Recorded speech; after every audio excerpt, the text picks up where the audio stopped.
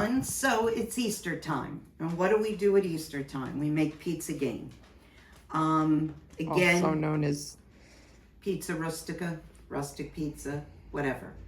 Once again, my mother was not Italian, but she learned to cook from my great-grandmother, who was Italian from Italy, and some of the things that she made. But she would also adapt. Just 1 minute.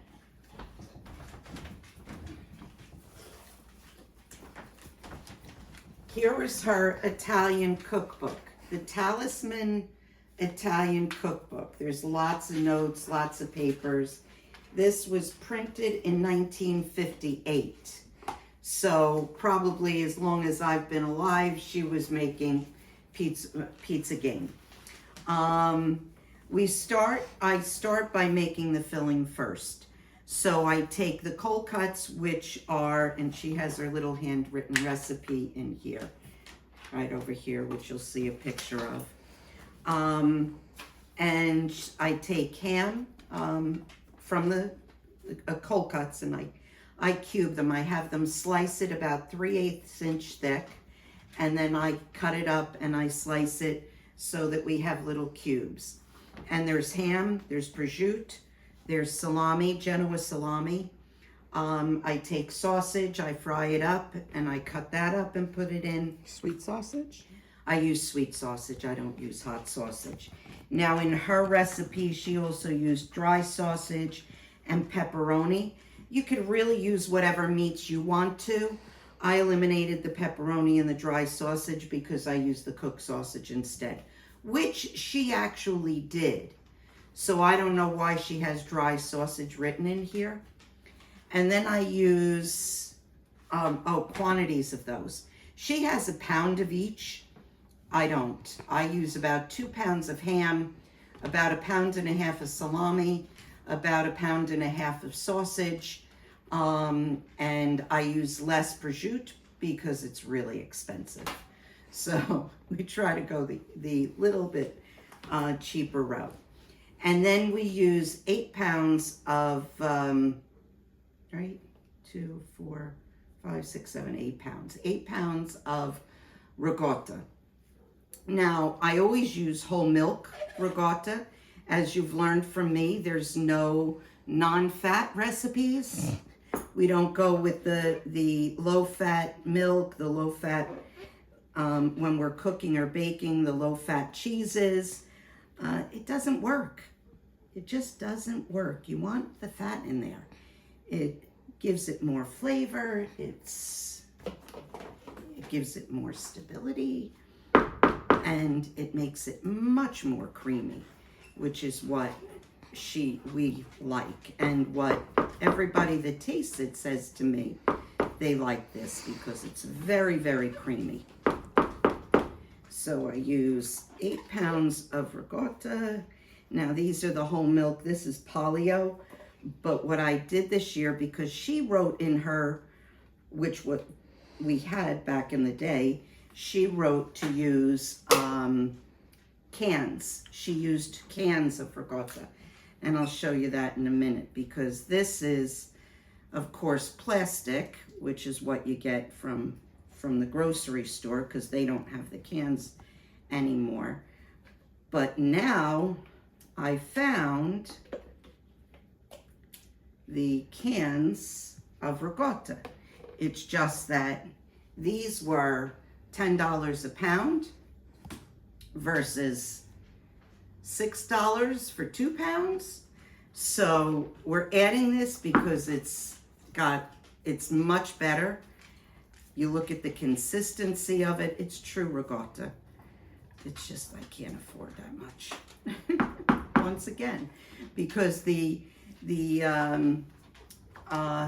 just like the prosciutto, you know, you just use a little bit less, but you still add it so that, see the difference? It's not as runny. It's just wonderful. See it? That's the ricotta. That's true canned ricotta. Yeah, looks delicious. It's what we used to call pot cheese because it was in a pot. Okay. Now, her recipe calls for 2 pounds of mozzarella. Again, whole milk. When I was a kid, that was my job. One of my jobs was to stand and grate the mozzarella. Look what we've got now. I don't have to stand and grate. Isn't that great? Uh-huh. Yeah, I don't have to do that anymore. And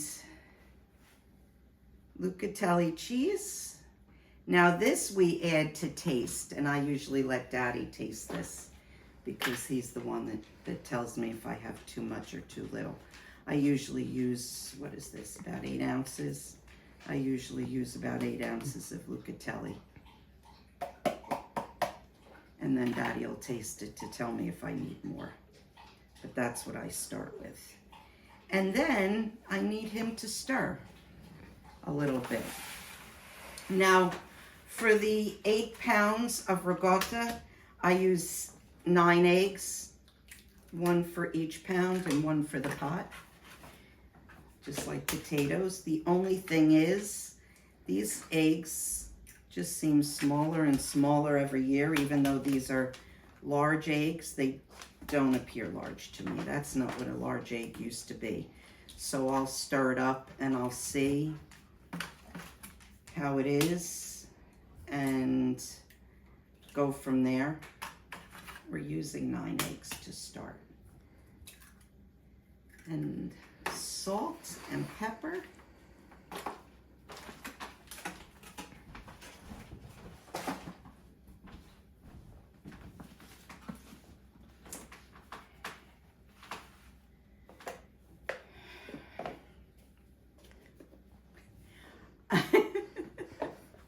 I don't use a lot of salt. Because the meat has a lot of salt. The meat has a lot of salt.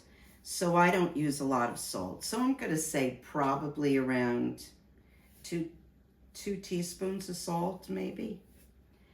And then I use a lot of pepper. So there's a lot more pepper than there is salt. And then a big wooden spoon to help stir. And Daddy does this. So when he comes back, I'm gonna have him stir it for me. And then while he's stirring, I'm gonna make the dough.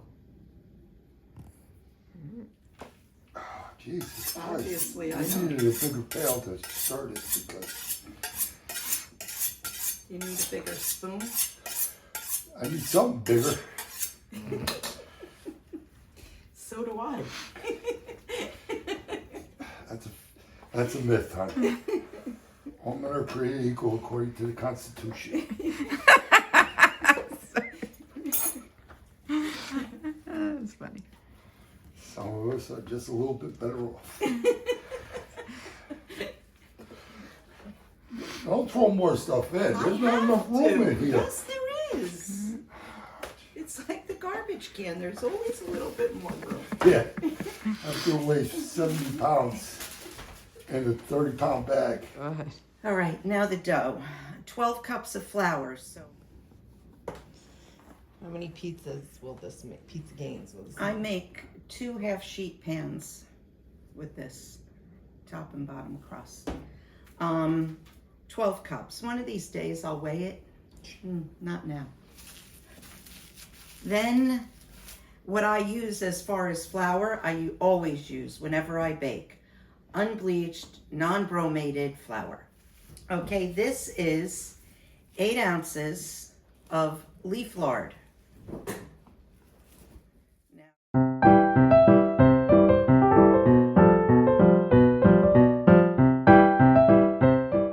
Okay, then I use 4 packages of yeast in warm water. So 4 cups of warm water, 1 package of yeast for each cup of water. So it's 4 packages of yeast for 4 cups of water. So technically, if you want to make more or less, the quantities are equal. So 12 cups, 4 packages, 4 cups of water. So it's a 3-to-1 ratio. So three cups of flour to 1 package of yeast and 1 cup of water. The water is warm, it's not hot, otherwise it kills the yeast. Teaspoon of sugar to help activate it. And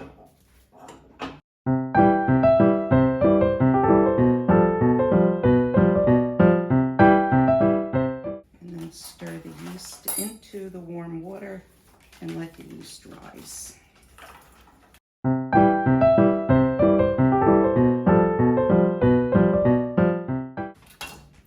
And I make a well. Now it's foaming.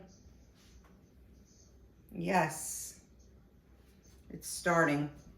Okay, it's foaming. So now I made a well. I pour this in and I start mixing. I took my watch off because this is where I get my hands into this.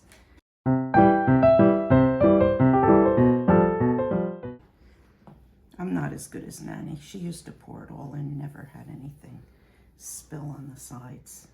I don't know how she did that, but I'm not as good as her in half the stuff I make. I'm not.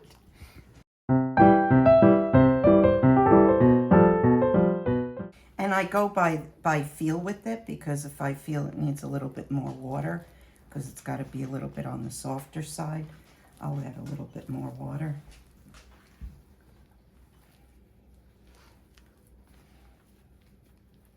And then once again, I use glass to let it rise. Do you coat your glass with anything? Olive oil.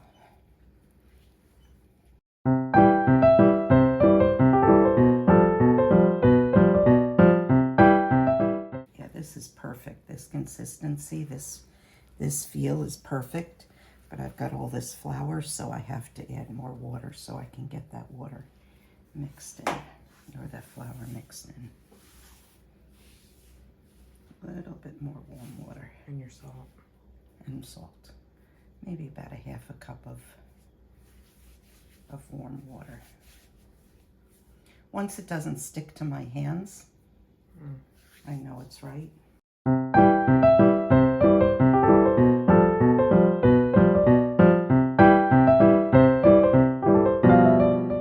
right, now, as with any kind of bread, dough, pizza, you can never mix too much. Oh, really? Yeah. Not pie dough, not Right. pie crust. Pie crust you can overwork. But when you have yeast in something, you can never overwork it. And like you said before, everybody has their own recipes for pizza Gaina, you know, or pizza rustica, whatever anybody wants to call it. I just use what she did, and that's what we're used to. So whatever anybody wants to make or use, or, you know, whatever their recipes are, that's their family recipe. I actually have never even tried anyone else's. Really? Yeah. Because why would you do that when you're making it yourself? That's true.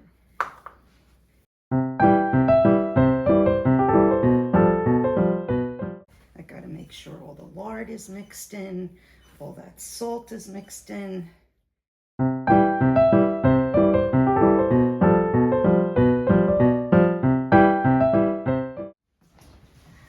Okay, so as you can see, the dough has more than doubled in size.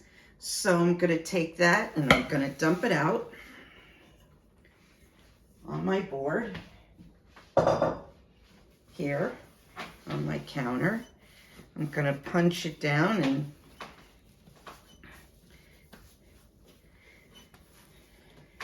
get it back into a shape here.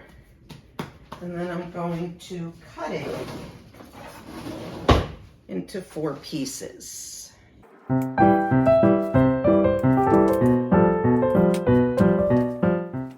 And what I do is I'm going to take it and roll it out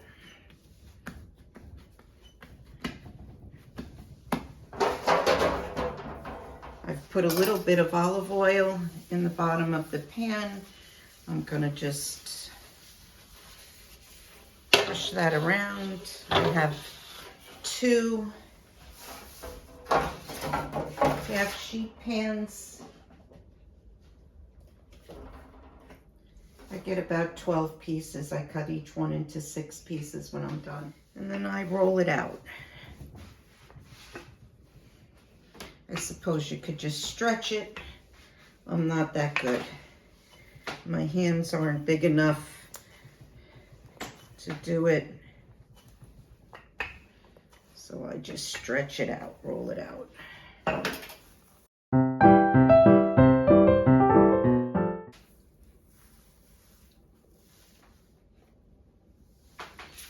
I take it and I lay it out in my pan and stretch it out so that it reaches out to the ends.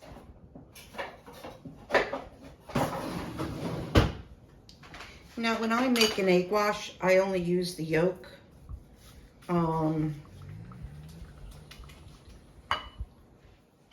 So I have the yolk in here. I have a tiny bit of water and a drop of olive oil. And I brush that on.